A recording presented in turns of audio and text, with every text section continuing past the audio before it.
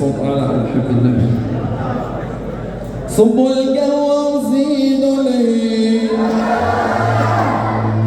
حمويمتها بالوين.